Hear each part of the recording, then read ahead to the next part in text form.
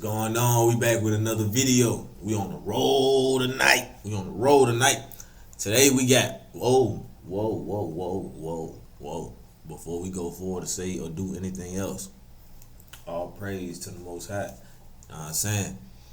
Today we got every boxer's signature move explained in 18 minutes. Who is y'all favorite fighter? Put it down in the comments. I would say my favorite fighter of all time, obviously Mike Tyson. I like the aggression. Ain't no game being played. I'm finna crack your shit. My favorite fighter of today, Gervonta Davis. By far.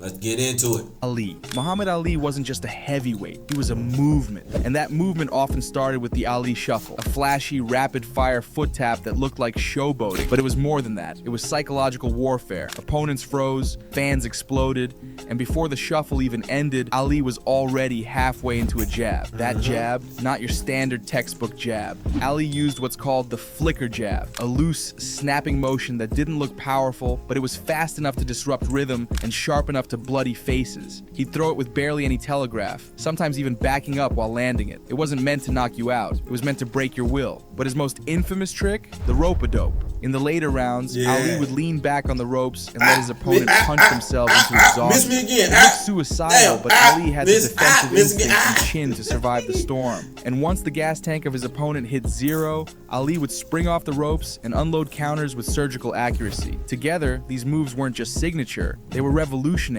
Ali didn't fight like a heavyweight, he moved like a welterweight, thought like a genius, and danced like poetry in motion. Mike Tyson wasn't just Ali moved like a damn lightweight. What you mean, like welterweight?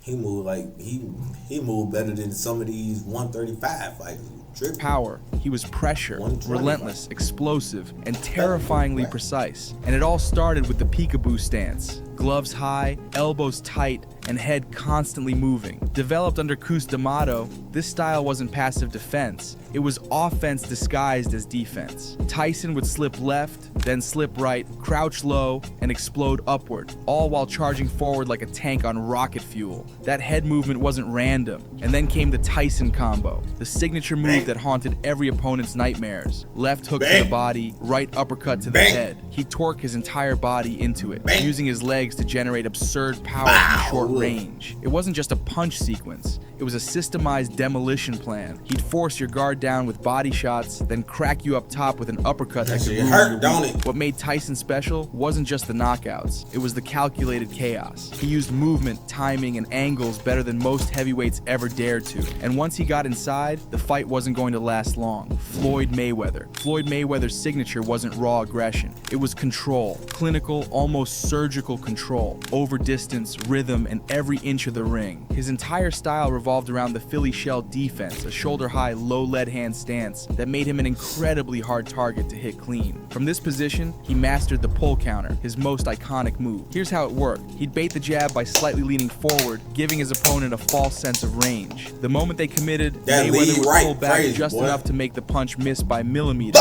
then snap back with a laser-accurate straight right to the face. I ain't gonna lie, I took that and used it to my best bit. My favorite thing to do is that right there.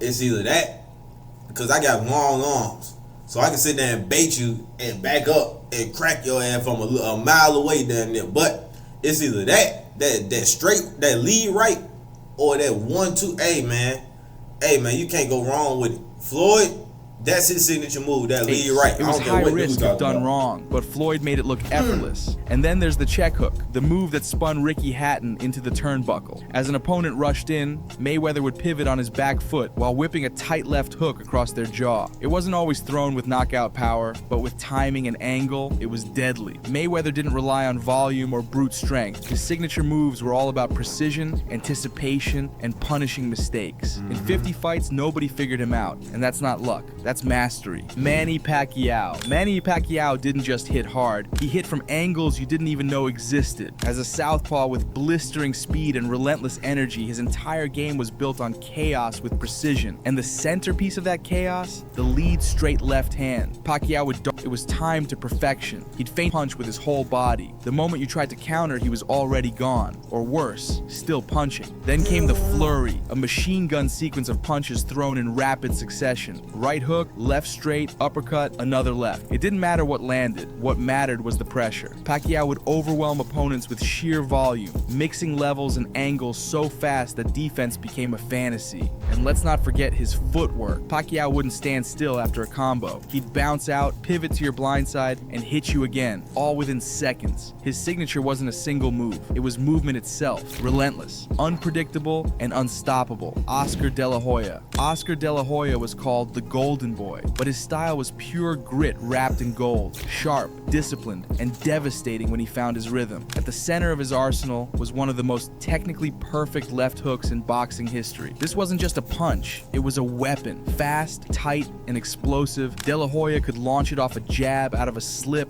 or even mid-combination. If you dropped your right hand for even a split second, he'd make you pay. That left hook won him fights and won him fans, and it was often the exclamation point to his combos. But before the hook came the jab, a tool De La Hoya used to control both distance and tempo. He wasn't flashy about it, but his jab was quick, accurate, and constant. It forced opponents to stay at his preferred range, setting up everything that followed. And when opponents tried to fire back, that's when De La Hoya would sneak in the straight right counter, a quick snap down the middle, often catching foes mid-punch. He didn't just fight, he calculated. Oscar's signature moves blended fundamentals with elite athleticism. He didn't brawl, he dissected, with timing, footwork, and a hook that could end your night in one clean shot. Canelo Alvarez. Canelo Alvarez is the embodiment of modern Mexican boxing. Aggressive, technical, and brutally efficient. And if there's one move that defines his highlight reels, it's the left hook to the liver. Canelo doesn't just throw this shot, he sets it up with surgical precision. He'll feint high or throw a looping right hand to draw your guard up, then dig a vicious hook right under your ribs. It's not flashy, but it's fight-ending. Fighters drop seconds after it lands, often with a delayed reaction. I ain't gonna lie, that's scary. He don't even knock you out, he make you quit, and he known for making you quit.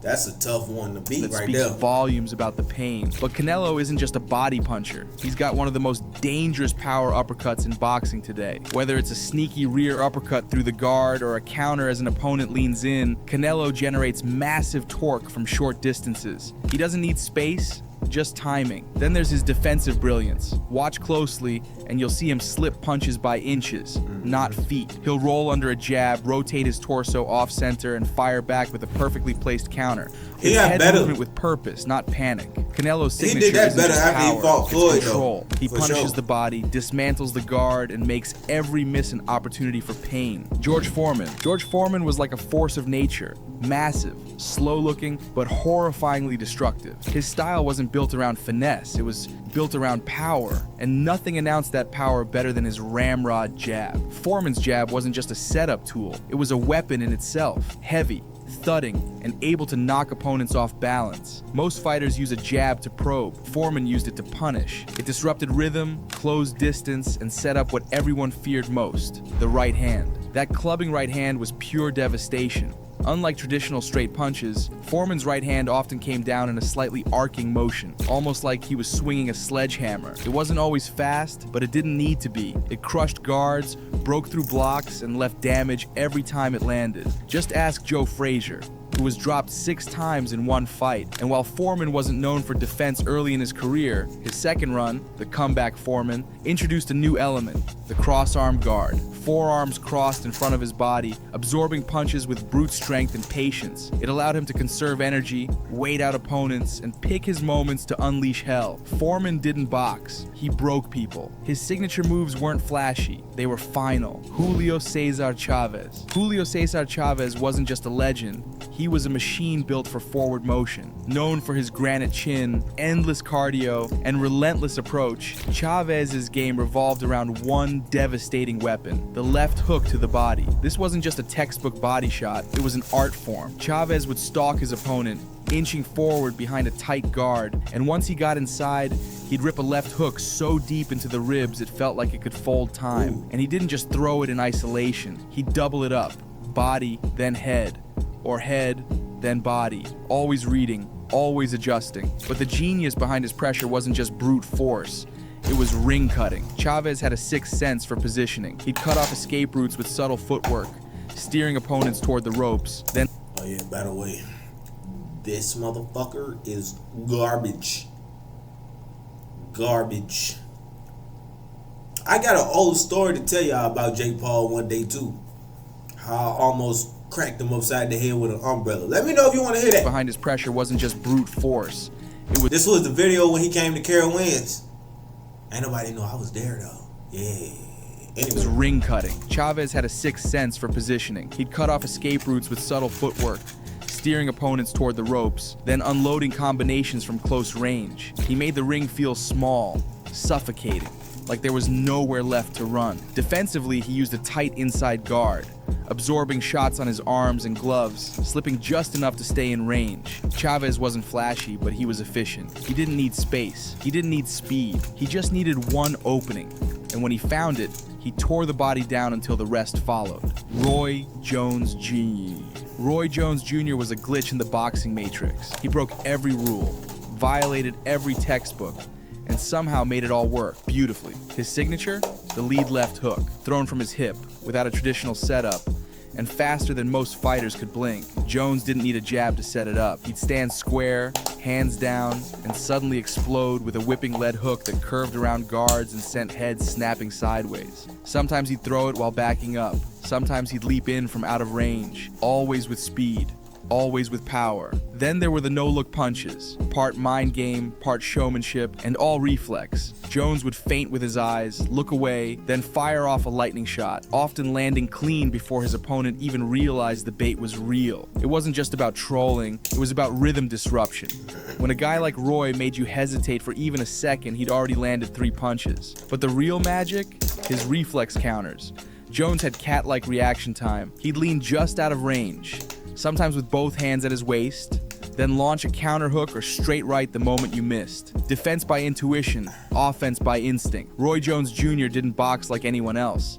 He boxed like he was from the future. Sugar Ray Leonard. Sugar Ray Leonard was the perfect mix of speed, smarts, and showmanship. He could box with the best of them, but when it came time to steal a round or steal the spotlight, he had a signature move that never failed, the combo flurry. This wasn't just throwing punches fast. It was a calculated blitz. Leonard would unleash 5, 6, even 10 punches in a rapid burst. Hooks, uppercuts, body shots, all thrown with speed, precision, and just enough flash to make the crowd roar and the judges take notice. These flurries often came at the end of rounds, designed to swing momentum and leave a lasting impression. But Leonard wasn't reckless.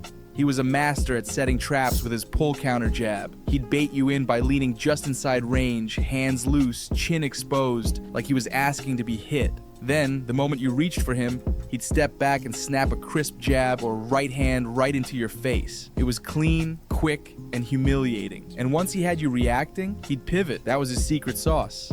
Angle pivots. Leonard wouldn't just stand and trade. He'd finish a combo and sidestep to the left or right, creating a new attack lane while you were still squared up. It was elegant footwork mixed with violent intent. Sugar Ray Leonard's signature wasn't just speed. It was knowing exactly when to use it. Deontay Wilder. Deontay Wilder doesn't need to outbox you. He just needs 1 second and 1 punch. His signature move? Just like I said in the last video, I don't think he can box worth a damn. He can fight good, but he can't box worth a damn. But I give him that. He explained it perfectly. If he catch you with 1 good punch, though, it's over with. Long straight right hand. It's not just powerful, it's one of the most destructive weapons in boxing history. Over 40 knockouts, and almost all of them delivered courtesy of that 1 punch. Wilder uses his height and absurd 83-inch reach to set it up. He'll paw with a slow jab or flick his lead hand as a distraction, keeping you just outside your comfort zone. Then, without warning, he steps in and launches the straight right, full extension, full power, often from angles that seem impossible for his frame. It doesn't even need to land clean. If it touches you, you're going down. One of his favorite setups is the step back reset. He lets opponents think they're closing the distance, then subtly leans or steps back, pulling them forward, right into the path of the right hand. It's bait, and most fighters fall for it. What makes Wilder unique is his ability to knock you out even when he's losing. He doesn't need rhythm. He doesn't need rounds. His KO trigger is always cocked. He can throw the right hand from awkward positions even while backing up or off balance. and still end the fight instantly. Deontay Wilder's signature isn't technique, it's raw, terrifying power, the kind that makes opponents rethink their career. Gennady Golovkin. Gennady Triple G Golovkin doesn't just hunt opponents, he herds them. His entire game is built around ring control, and no one cuts off the ring better. He moves with subtle, deliberate footwork, taking away escape angles until his opponent has nowhere to go but back, or into a punch. And that punch, often, it's not a hook or a cross. It's the power jab. Triple G's jab isn't a measuring stick, it's a weapon. Thrown like a cross, it snaps heads back, breaks rhythm, and sets up bigger shots. It's rare to see a middleweight jab carry knockout intent, but Golovkin's does. He lands it at a high percentage and with terrifying consistency. Once he's closed the distance, he unleashes the shovel hook to the body, a hybrid punch that's halfway between an uppercut and a hook, aimed right under the ribs. He'll dig it in while keeping his chin tucked and feet planted, generating brutal force from minimal space. It's the kind of punch that doesn't look flashy but takes the wind out of you instantly. Triple G's signature moves aren't about speed or trickery, they're about fundamentals done with absolute precision and crushing power. Every punch has purpose. Every step is calculated, and once he traps you, it's not if, it's when. Tyson Fury. Tyson Fury is an anomaly. A 6'9" heavyweight who moves like a middleweight and thinks like a chess master. His entire style is built around deception, and his signature weapon isn't even a punch. It's the feint. Fury throws more feints than most fighters throw actual punches. Shoulder feints, foot feints, head dips, all designed to freeze his opponent, create openings, and keep them guessing. He's constantly shifting his rhythm, making it almost impossible to time him. One moment he's flicking a jab, the next he's switching stances mid-combo. At range, he uses lead hand control, pawing and touching his opponent's glove, not to land damage, but to blind them and set traps. From that touch, he can parry a jab, loop a hook around it, or suddenly pull back and counter with a straight right. It's high-level, cerebral boxing, and Fury makes it look easy. But what really surprises opponents is his sneaky uppercut, especially in close. Despite his size, Fury loves to fight on the inside. And Deontay Wilder can't beat him to this day. To this day. You still ain't beat him to this day. Nigga. He leans on you. You disappointed me many times with your big scary goofy ass. Uses his weight to wear you down, then pops an uppercut out of nowhere, like the one that sent Dillian White into orbit. It's short, sharp, and completely unexpected. Tyson Fury's signature is unpredictability. He doesn't just outfight you, he outthinks you. And by the time you figure him out, you're already on the canvas.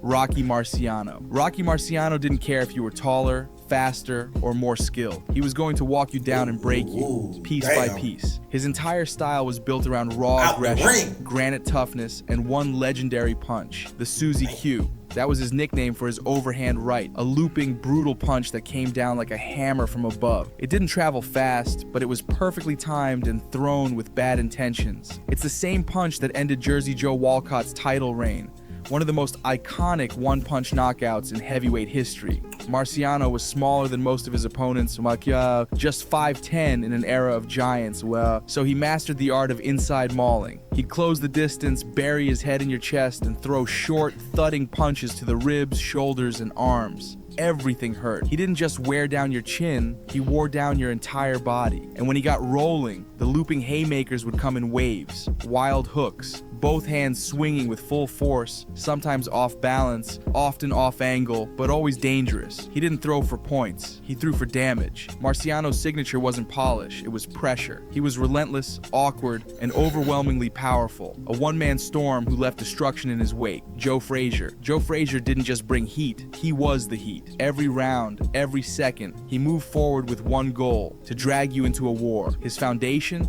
A deep crouch stance, always pressuring, always moving, built for close range destruction. Frazier was a master of the bob and weave, slipping punches low, staying just outside of danger, and exploding up with counters. His head never stopped moving. He wasn't running, he was stalking, rolling under. I ain't gonna lie, Joe Frazier, I think it was like Fight Night or something like that. It was a video game. I can't stand to fight this motherfucker. Oh my God. Bro, I forgot what it was, but I know when I see the nigga across the ring doing this shit, damn, this finna be some bull. Oh my God, bro. I ain't gonna lie, that's very intimidating. When you know I Smoking Joe, boom, when he started doing this with them gloves, he finna whoop your ass. Hey, bro, man, the crazy memories. Oh my God, bro, I don't ever want to deal with that again.